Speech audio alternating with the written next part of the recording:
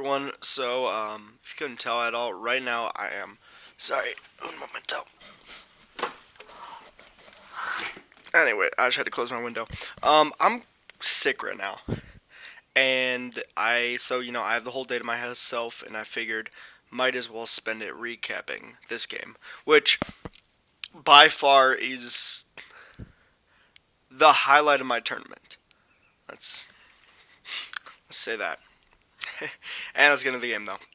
E4. Also, yeah, sorry today if more is more low energy. I'm just super tired, throat's hurting, blah blah blah blah. E5, and we go into Roy Lopez because this was the opening that I had specifically chosen for this tournament, and it had been giving me good results. So why deviate if it's working? Um, he thinks for a bit and then goes D6, which usually I take as a sign of someone who doesn't know the Roy Lopez, because to like the uninitiated eye, we're gonna turn all these off. To the uninitiated eye, they're like, oh, let's say mainline Berlin takes. Oh no, he wins a free pawn, but you actually don't because the queen comes in here and he can't guard anything. Um, and so people who aren't used to the Roy Lopez will just go d6, be hyper solid. Um, so I strike in the center. If exploiting this pin further, if he's going to be passive, then I'll just mow him down, right? Bishop d7. I push, knight moves, takes, and I castle. Knight f6, rook e1, h6, and c4. At this point, I'm blitzing all these moves still. Like, none of them I haven't started to think yet, because these moves are just pretty obvious. Let's continue. My opponent goes c6. I develop my knight. Takes, and he goes here. And here I take my first big thing of the game, because there's a lot of plans that I was looking to initiate. To start off, his plan is pretty simple. He wants to go bishop here, then castle. Literally it, one and done. So I either have to try and keep him off balance, but I can't get to his king right away. All my pieces aren't they can't go anywhere to just break open the center. So I'm like, okay, plan number one, get to the king. And what I first thought was like knight here, let's say, bishop here, and something like f4. And then I calculated takes, knight takes, and then once I got to this position, I wasn't really pleased because, sure, he has a nice led pawn, right? But I also have a backwards pawn, and I wasn't really sure if this gave me anything, and let's see what the computer actually thinks. Yeah, computer thinks black has a very, very slight edge, which is about what I thought.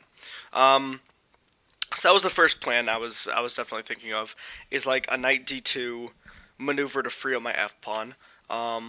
I was also considering, okay, do I need to get my bishop out? Like, it's one of my few pieces besides my a1 rook that hasn't actually done anything. So I'm always like, I could go here, but this doesn't really do anything, right? Like, the game goes on. I want to get something started. Sorry, I'm tripping. Bishop e3, bishop e7. There are some points I thought that I weighed one more move, but alright. Anywho's. Sorry, this is just going to be a scuffed episode.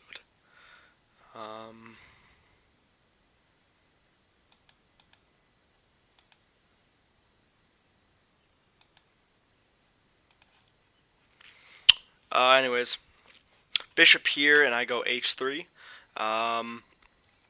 And I was pretty pleased with what I had. I'm like, okay, I'm stopping him from going after my bishop, and I'm gonna figure out a play on the queen side, since he's gonna try and play on the king side. That's the way his pawns are facing. Hold on, and my pawns are facing the queen side. Neat little trick. So he castles, and now I go with my knight d2 plan. I wasn't really sure where this knight was going to go, but I knew that f3 wasn't the spot. Another plan that I was semi-considering was like knight here.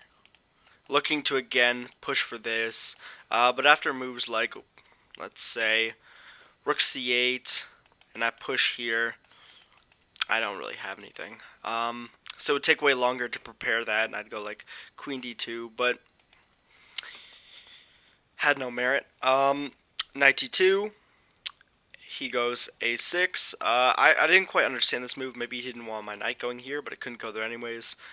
Maybe he was pushing for b5, so I say, okay, let's just blitz out this move, not think twice. We're stopping his plan, and I'm saying, your turn. You do the thinking now. And he did. He thought for like 10 minutes here, and then went with this plan. Um, and when I saw this, I was definitely confused, but I realized, okay, he either wants to push here or go bishop here, and I would need to explore both options. So I said, okay, well, let's first immediately stop these plans through prophylaxis.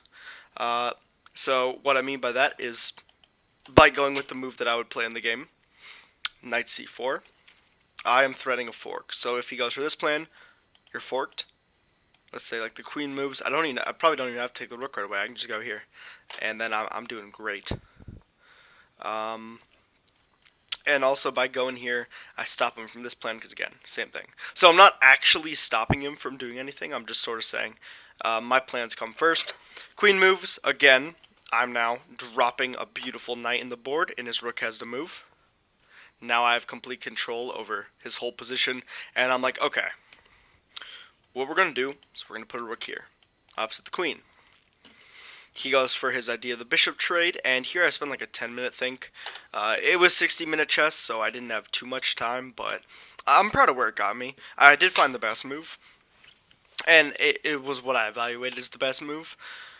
But I was definitely like, okay, I mean, obviously I don't want to take here and here, because that just improves his knight, my king side, and I didn't see an immediate plan on the queen side besides just freezing his position. So yeah. So I just ended up going rook c8 because I saw the follow-up, which I ended up playing. He goes here, and now knight b5. No brilliant, because slowly just discovered attack. Queen moves. I go knight c7. Look at these knights. He has 0 moves. And here I was like, okay, I'm completely winning. I'm completely better. He can never push this because I have this. Boom. Shakalaka. And his position is just so cramped. So he took, and I took with a pawn. The computer wanted me to take with a rook. It actually labeled this move as an inaccuracy, which is a distinction I don't understand. Because literally the reason I didn't even think twice is I didn't want him going here. And this knight could just be a thorn. I have no way to remove it.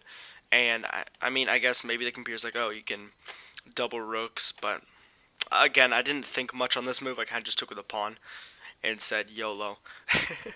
So he goes knight f6, looking to pressure my pawns. So I guard them. Queen c2 I also considered, but I just thought this was better. And his knight maneuvers to try and dislodge my knight. So a5, looking to solidify. Obviously takes. This knight's going nowhere. He might have some hopes of doing anything, but this knight is just freezing his position so much. And like, how is he gonna ever get rid of my knight? Like, I guess like here.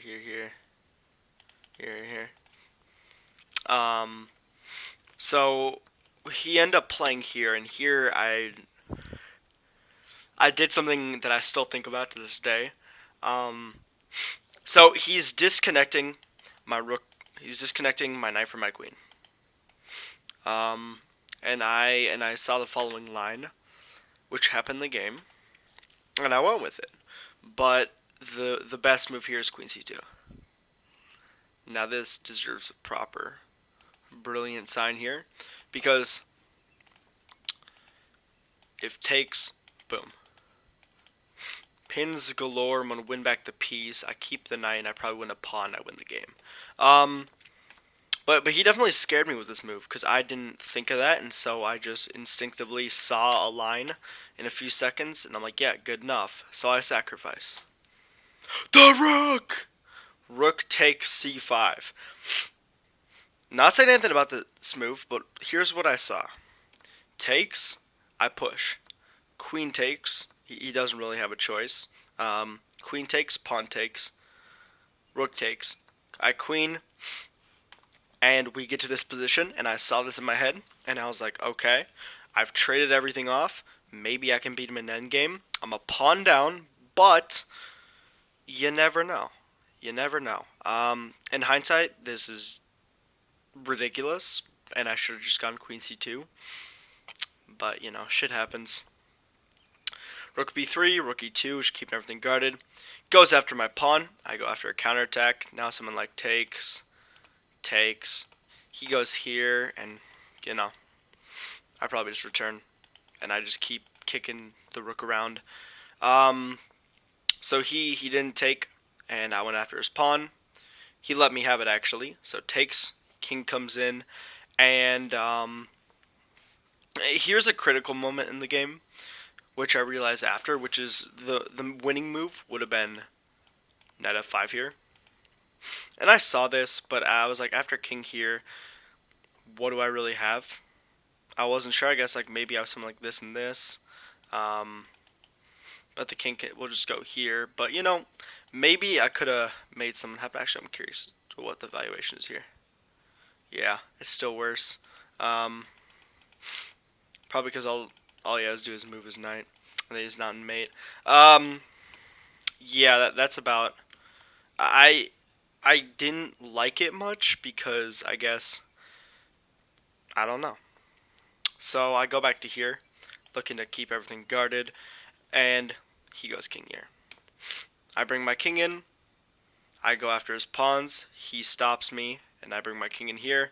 Pawn forward. I close the pawns. He goes here, and I probably make the losing blunder of the game. But blame it on time trouble. Blame it on me just not being very good at end games because I'm still a kid. Like, sure, I'm like 2200, 2250 strength online, but end games are knowledge. Like, I can intuitively attack, but not end games. So what the position demands is I leave this kingside stuff alone. Then we go through something like this. Here, like, I don't even know if I would have to take. Because if, let's say I made like a waiting move, like here, takes, here. Those pawns could be weak, but I guess maybe like here. Certainly a fascinating position. Yeah, about what I thought. But regardless, that's the correct plan, but I went with this plan, and getting my king away from the action on all the queen side is just a recipe for disaster. So, he wins one pawn, he wins a second pawn. I win a pawn. I managed to get his knight on the side of the board. I tried to set this little mating trap where, let's say he does a random move like this. This is just checkmate, by the way. That's a cool detail for you. But he saw this. Here, I went after the knight. He checked me. I threatened it again, and now he escapes. And the game goes on. I managed to win a pawn, but at the end of the day, he just is going to push, and then, yeah. And I got checkmated by an 1100, which is my third poor result of the tournament, with, you know, my draws. So, yeah, this was tough way to start off day two with two more games to go. But I figured, okay, well, let's lock in, let's win the next two games, and yeah, and we'll see how strong we can finish. So, hope y'all enjoyed.